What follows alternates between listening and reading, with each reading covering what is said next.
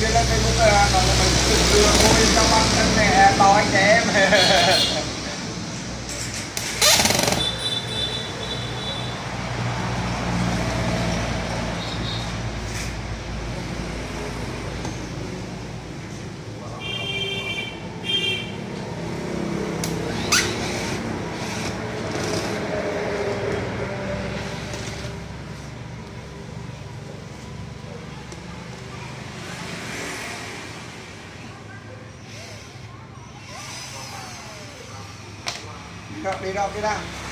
Đi đâu 10 xong cân một lần luôn.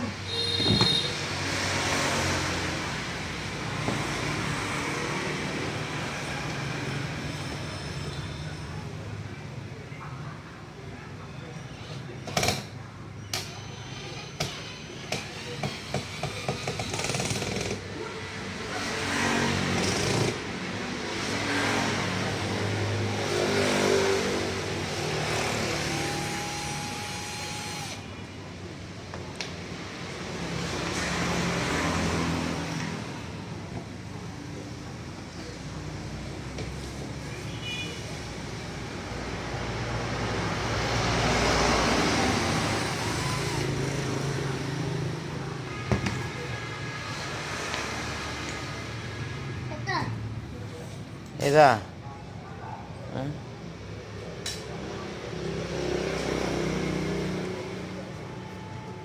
cắt con.